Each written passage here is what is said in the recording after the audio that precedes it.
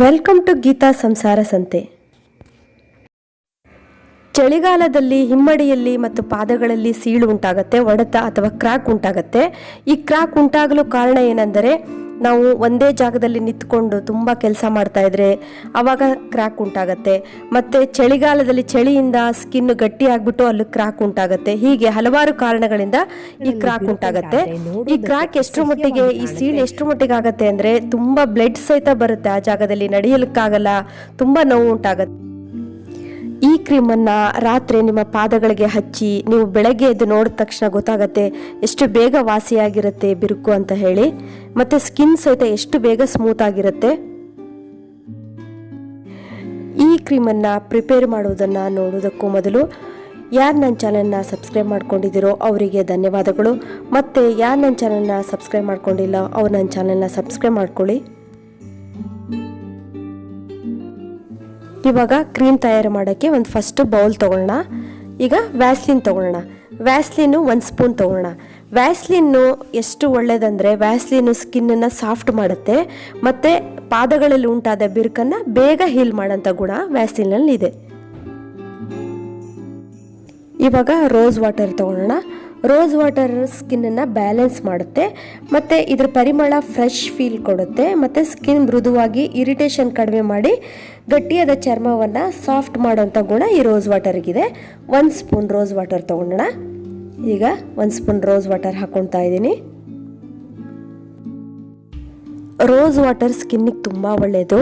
Rose water ಬೇಕಾದರೆ ನೀವು ಸ್ವಲ್ಪ ಜಾಸ್ತಿನೂ ಹಾಕ್ಕೊಬೋದು. ಸ್ಕಿನ್ನನ್ನು ಸಾಫ್ಟಾಗಿ ಮಾಡುತ್ತೆ ಇದು ರೋಸ್ ವಾಟರ್. ಇವಾಗ ಗ್ಲಿಸರಿನ್ ತೊಗೊಂಡಿದ್ದೀನಿ. ಗ್ಲಿಸರಿನ್ನು ಸ್ಕಿನ್ನಿಗೆ ತುಂಬ ಒಳ್ಳೆಯದು. ಸ್ಕಿನ್ನಲ್ಲಿ ಉಂಟಾದಂತಹ ಕ್ರ್ಯಾಕ್ ಯಾವುದೇ ಇದ್ರೂ ಬೇಗ ಹೀಲ್ ಮಾಡುತ್ತೆ. ಅದರಲ್ಲೂ ಪಾದಗಳಲ್ಲಿ ಉಂಟಾದ ತುಂಬ ಡೀಪಾಗಿ ರಕ್ತ ಬರುವಂತಹ ಸೀಳುಗಳಿರುತ್ತಲ್ಲ ಅದನ್ನು ಬೇಗ ವಾಸಿ ಮಾಡುವಂಥ ಗುಣ ಗ್ಲಿಸರಿನಲ್ಲಿದೆ. ಇವಾಗ 1 ಸ್ಪೂನು ಕೊಬ್ಬರಿ ಎಣ್ಣೆ ತೊಗೊಳ್ಳೋಣ. ಕೊಬ್ಬರಿ ಎಣ್ಣೆ ಅಂತೂ ಹೇಳೋದೇ ಬೇಡ, ಎಲ್ಲ ಗಾಯಗಳಿಗೂ ಮತ್ತು ಸ್ಕಿನ್ನಿಗೆ ತುಂಬ ಒಳ್ಳೆಯ ರಿಸಲ್ಟನ್ನು ಕೊಡುವಂಥ ಗುಣವನ್ನು ಹೊಂದಿದೆ. ಇವಾಗ ಇದನ್ನೆಲ್ಲದನ್ನು ಮಿಕ್ಸ್ ಮಾಡೋಣ. ಈ ಕ್ರೀಮನ್ನು ಹಚ್ಚಿದ ಮೇಲೆ ಎಲ್ಲೂ ಓಡಾಡಬಾರ್ದು. ಕಾರಣ ಇಷ್ಟೇ, ಈ ಕ್ರೀಮು ಆಯಿಲ್ ಇರೋದ್ರಿಂದ ನಾವು ಓಡಾಡಿದ ತಕ್ಷಣ ನಮ್ಮ ಪಾದಗಳಿಗೆ ಮಂಟಾಗತ್ತೆ. ಆವಾಗ ಬಿರುಕು ಇನ್ನೂ ಜಾಸ್ತಿಯಾಗಿ ಜಾಸ್ತಿಯಾಗಿ ಬಿರುಕು ಬೇಗ ವಾಸಿ ಆಗಲ್ಲ. ಆದ್ದರಿಂದ ನಾವು ಈ ಕ್ರೀಮ್ ಹಚ್ಚಿದಾಗ ಎಲ್ಲೂ ಓಡಾಡದೆ ಹಾಗೆ ರೆಸ್ಟಲ್ಲಿ ಇರಬೇಕಾಗತ್ತೆ.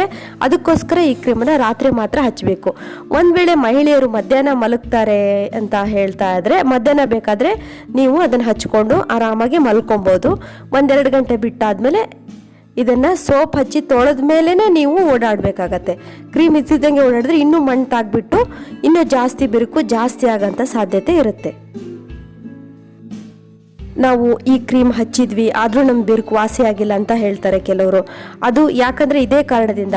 ಈ ಕ್ರೀಮನ್ನು ಹಚ್ಚಿದ ತಕ್ಷಣ ನಾವೆಲ್ಲೂ ಹೊರಗಡೆ ಎಲ್ಲೂ ಓಡಾಡದೆ ಧೂಳು ಕೂರಿಸ್ಕೊಳ್ದೇ ಇದ್ದರೆ ನಾನು ಹೇಳಿದ ರೀತಿ ನೀವು ಮಾಡಿದರೆ ಗ್ಯಾರಂಟಿ ನಿಮ್ಮ ಕಾಲಲ್ಲಿರೋ ಕ್ರ್ಯಾಕು ಹೀಲ್ ಆಗೇ ಆಗತ್ತೆ. ಈ ಕ್ರೀಮನ್ನು ಜಾಸ್ತಿ ಮಾಡಿಕೊಂಡು 1 ವರ್ಷದವರೆಗೂ ಪ್ರಿಸರ್ವ್ ಮಾಡಿ ಇಟ್ಕೋಬೋದು ನೀವು. ಇವಾಗ ಈ ಕ್ರೀಮ್ ಹಚ್ಚೋಕ್ಕಿಂತ ಫಸ್ಟು ನಾವು ಏನು ಮಾಡಬೇಕು ಅನ್ನೋದನ್ನು ಇವಾಗ ಹೇಳ್ತೀನಿ. ಕ್ರೀಮನ್ನು ನೀವು ಒಂದು ಬಾಟ್ಲಲ್ಲಿ ತುಂಬಿಟ್ಕೊಂಡ್ರೆ ವರ್ಷಾನುಗಟ್ಲೆ ಇದನ್ನು ಯೂಸ್ ಮಾಡ್ಬೋದು. ಒಂದು ಬಕೆಟಲ್ಲಿ ಬಿಸಿನೀರು ತೊಗೊಳ್ಳಿ. ಅಂದರೆ ಬಿಸಿ ಅಂದರೆ ನೀವು ತಡ್ಕೋಬೇಕು, ಅಷ್ಟು ಬಿಸಿ ಇರೋವಂಥ ನೀರು ತಗೋಬೇಕು. ಉಗುರು ಬೆಚ್ಚಗಿರಬಾರ್ದು, ಅದಕ್ಕಿಂತ ಜಾಸ್ತಿನೇ ಬಿಸಿ ಇರಬೇಕು. ಅದಕ್ಕೆ 2 ಸ್ಪೂನು ಉಪ್ಪು ಹಾಕೊಳ್ಳೋಣ. ಆಮೇಲೆ 1/2 ಲಿಂಬೆಹಣ್ಣನ್ನು ಹಿಂಡ್ಕೊಳ್ಳೋಣ ಆ ನೀರಿಗೆ. ಲಿಂಬೆಹಣ್ಣು ಹಾಕೋದ್ರಿಂದ ನಮ್ಮ ಕಾಲಲ್ಲಿರೋ ಕೊಳೆ ಎಲ್ಲ ನೀಟಾಗಿ ಬ್ಲೀಚಿಂಗ್ ಆಗುತ್ತೆ ಮತ್ತು ಕೊಳೆ ಎಲ್ಲ ಹೋಗುತ್ತೆ. ಮತ್ತು ಯಾವುದಾದ್ರು ಶಾಂಪು 1 ಸ್ಪೂನ್ ಹಾಕ್ಕೊಳ್ಳಿ. ಶಾಂಪು ಹಾಕೋದ್ರಿಂದ ಸೋಪಿನ ಅಂಶನೂ ಇರುತ್ತೆ ಮತ್ತು ನಮ್ಮ ಕಾಲಲ್ಲಿರೋ ಸ್ಕಿನ್ನು ಸಾಫ್ಟ್ ಆಗುತ್ತೆ. ಹಾಗೆ ನೀಟಾಗಿ ಈ ಥರ ಮಿಕ್ಸ್ ಮಾಡ್ಕೋಬೇಕು, ಕೈಯಿಂದ ಎಲ್ಲ ಮಿಕ್ಸ್ ಆಗಬೇಕು. ಆಮೇಲೆ ನಿಮ್ಮದು 2 ಪಾದಗಳನ್ನು ಆ ನೀರಲ್ಲಿ ಇಟ್ಕೋಬೇಕು. 10ರಿಂದ 20 ನಿಮಿಷ ಇಟ್ಕೋಬೇಕು.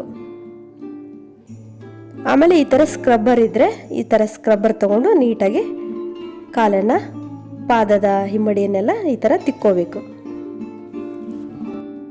ನೀವು ಈ ಥರ ಸ್ಕ್ರಬ್ ಮಾಡೋದ್ರಿಂದ ನಿಮ್ಮದು ಗಟ್ಟಿಯಾದಂಥ ಚರ್ಮ ಎಲ್ಲ ಹೋಗುತ್ತೆ ಮತ್ತು ಡೆಡ್ ಸ್ಕಿನ್ ಎಲ್ಲ ರಿಮೂವ್ ಆಗುತ್ತೆ. ಇದರಿಂದ ಸ್ಕಿನ್ನು ಸಾಫ್ಟ್ ಆಗುತ್ತೆ. ಆಮೇಲೆ ನೀವು ಕಾಲುಗಳನ್ನು ನೀರಿನ ತೆಗೆದು ಈ ಥರ ಟವಲಿಂದ ನೀಟಾಗಿ ಒರೆಸ್ಕೋಬೇಕು. ಅಲ್ಲಿ ನೀರಿನ ಅಂಶ ಇರಬಾರ್ದು. ಆ ಜಾಗದಲ್ಲಿ ಸೀಳು ಬಂದಿರುತ್ತಲ್ಲ ಆ ಜಾಗದಲ್ಲೆಲ್ಲ ತುಂಬ ಚೆನ್ನಾಗಿ ಒರೆಸ್ಕೋಬೇಕು. ನೀರಿನ ಅಂಶ ಸ್ವಲ್ಪನೂ ಇರಬಾರ್ದು ಈ ಕ್ರೀಮ್ ಹಚ್ಕೋಬೇಕಾದ್ರೆ. ಇವಾಗ ಕ್ರೀಮನ್ನು ನಿಧಾನವಾಗಿ ಹಚ್ಚೋಣ. ಈ ರೀತಿ ಹಚ್ಚಬೇಕು. ಎಲ್ಲ ಕಡೆ ಮಸಾಜ್ ಮಾಡ್ತಾರಲ್ಲ ಆ ರೀತಿ ಮಸಾಜ್ ಮಾಡಬೇಕು. ಸ್ಕಿನ್ನಿನ ಮೇಲೆ ನೀಟಾಗಿ ಮಸಾಜ್ ಮಾಡಬೇಕು. ಎಲ್ಲೆಲ್ಲಿ ಕ್ರ್ಯಾಕ್ ಇದೆ ಆ ಜಾಗ ನೋಡಿ ಜಾಸ್ತಿನೇ ಈ ಕ್ರೀಮನ್ನು ಹಚ್ಚಬೇಕು. ಹಿಮ್ಮಡಿಯಲ್ಲಿ ಮತ್ತು ಅಂಗಾಲಲ್ಲಿ ಎಲ್ಲಿ ಸೀಳು ಜಾಸ್ತಿ ಆಳವಾಗಿ ಹೋಗಿದೆಯೋ ಅದರಲ್ಲಿ ಕ್ರೀಮನ್ನು ತುಂಬಬೇಕು. ನೀಟಾಗಿ ಕ್ರೀಮು ಅದರೊಳಗಡೆ ಹೋಗಬೇಕು, ಸೀಳೊಳಗಡೆ. ಆವಾಗ ಬೇಗ ಸೀಳು ವಾಸಿಯಾಗತ್ತೆ. ಅಂಗಾಲೊಳಗೆ ಕ್ರೀಮ್ ಹಚ್ಚೋದಲ್ಲದೆ ಪಾದದ ಮೇಲೂ ಸಹ ಕ್ರೀಮನ್ನು ಹಚ್ಚಿ ಮಸಾಜ್ ಮಾಡಬೇಕು. ಯಾಕಂದರೆ ಪಾದದ ಮೇಲೂ ಒಡಕು ಉಂಟಾಗಿರುತ್ತೆ, ಅದು ಅಲ್ಲಿ ಸ್ಮೂತ್ ಆಗುತ್ತೆ ಇದು ಹಚ್ಚೋದ್ರಿಂದ. ಮತ್ತು ಈ ಕ್ರೀಮೆಲ್ಲ ಹಚ್ಚಿದ ಮೇಲೆ ಒಂದು ಪ್ಲಾಸ್ಟಿಕ್ ಕವರ್ ತೊಗೊಂಡು ಈ ಪ್ಲಾಸ್ಟಿಕ್ ಕವರನ್ನು ಪಾದಗಳಿಗೆ ಹಾಕ್ಕೋಬೇಕು. ಕ್ರೀಮು ಯಾವುದೇ ಬಟ್ಟೆಗಳಿಗೆ ಅಂಟಬಾರ್ದು. ಮತ್ತು ಕ್ರೀಮು ಅಲ್ಲೇ ಉಳಿಯುತ್ತೆ. ಬೇರೆ ನಾವು ಡೈರೆಕ್ಟಾಗಿ ಸಾಕ್ಸ್ ಹಾಕ್ಕೊಂಡ್ರೆ ಎಲ್ಲ ಕ್ರೀಮು ಸಾಕ್ಸಿಗೆ ಅಂಟತ್ತೆ. ನಾವು ಪ್ಲಾಸ್ಟಿಕ್ ಕವರ್ ಹಾಕೋದ್ರಿಂದ ಎಲ್ಲ ಕ್ರೀಮು ಕಾಲೊಳಗೆ ಉಳ್ಕೊಳತ್ತೆ. ಪ್ಲಾಸ್ಟಿಕ್ ಕ್ರೀಮನ್ನು ಎಳ್ಕೊಳಲ್ಲ, ಹೀರ್ಕೊಳಲ್ಲ. ಮತ್ತು ಪ್ಲಾಸ್ಟಿಕ್ ಕವರ್ ಹಾಕಿದ ಮೇಲೆ ಯಾವುದಾದ್ರು ಒಂದು ಸಾಕ್ಸು, ಹಳೆ ಸಾಕ್ಸ್ ಆಗಲಿ ಹೊಸ ಸಾಕ್ಸ್ ಆಗಲಿ ಯಾವುದಾದ್ರು ಒಂದು ಸಾಕ್ಸನ್ನು ಹಾಕ್ಕೋಬೇಕು. ಯಾಕಂದರೆ ಪ್ಲಾಸ್ಟಿಕ್ ಕವರು ಗ್ರಿಪ್ಪಾಗಿ ಕಾಲೊಳಗಡೆ ಇರುತ್ತೆ ಹಾಗೇನೆ. ಈ ವಿಧಾನವನ್ನು ನೀವು ರಾತ್ರಿ ಮಾಡಿಕೊಂಡು ಬೆಳಗ್ಗೆ ನಿಮ್ಮ ಪಾದವನ್ನು ನೋಡಿದಾಗ ಪಾದದಲ್ಲಿ ಸೀಳಿರುವಂಥ ಬಿರುಕುಗಳೆಲ್ಲ ಮುಚ್ಚೋಗಿರುತ್ತೆ. ಎಷ್ಟು ಪಾದದ ಹಿಮ್ಮಡಿಯೆಲ್ಲ ಎಷ್ಟು ಸ್ಮೂತ್ ಆಗಿರುತ್ತೆ. ನೀವು ನಿಜವಾಗ್ಲೂ ಇದನ್ನು ಟ್ರೈ ಮಾಡಲೇಬೇಕು. 100% ನಿಮ್ಗೆ ರಿಸಲ್ಟ್ ಸಿಗುತ್ತೆ. ನಾನು ಬೇಕಾದ್ರೆ ನಿಮಗೆ ಚಾಲೆಂಜ್ ಹಾಕ್ತೀನಿ. ಇನ್ನೂ ಹೆಚ್ಚಿನದಾಗಿ ತುಂಬ ಸಾಫ್ಟ್ ಆಗಬೇಕು ಅಂದರೆ, ಈ ರೀತಿ ಸಾಫ್ಟ್ ಆಗಬೇಕು ಅಂದರೆ ನೀವು ಇದನ್ನೇ ಕಂಟಿನ್ಯೂ ಆಗಿ ಮಾಡ್ತಾ ಹೋದರೆ 1 ವೀಕಲ್ಲಿ ನಿಮ್ಮದು ಪಾದದ ಹಿಮ್ಮಡಿಯಲ್ಲಿ ಇರುವಂಥ ಸೀಳುಗಳೆಲ್ಲ ಕೂಡ್ಬಿಟ್ಟು ಈ ಥರ ಕಾಲು ಸ್ಮೂತ್ ಆಗುತ್ತೆ, ಸಾಫ್ಟ್ ಆಗುತ್ತೆ. ಈ ಥರ ಕಾಲು ಸೀಳೋದನ್ನು ಇದೇ ಥರ ಮೆಥಡನ್ನು ಪುರುಷರು ಸಹ ಮಾಡ್ಬೋದು. ಹಿಮ್ಮಡಿಯಲ್ಲಿ ಚೂರೇ ಕ್ರ್ಯಾಕ್ ಬಂದಿದೆ ಅಂದ ತಕ್ಷಣ ಈ ಕ್ರೀಮನ್ನು ಹಚ್ಕೊಬಿಡ್ಬೇಕು. ಈ ಮೆಥಡನ್ನು ಮಾಡಿಬಿಟ್ರೆ ನಿಮಗೆ ಇಷ್ಟು ದೊಡ್ಡದಾಗಿ ಅದು ಕ್ರ್ಯಾಕ್ ಬರೋಕ್ಕೆ ಸಾಧ್ಯನೇ ಆಗೋದಿಲ್ಲ. ಇದುವರೆಗೂ ನನ್ನ ವಿಡಿಯೋ ನೋಡಿದ್ರಲ್ಲ, ಹಾಗಾದರೆ ಒಂದು ಲೈಕ್ ಕೊಡ್ತೀರಾ ತಾನೇ? Be happy, take care, bye.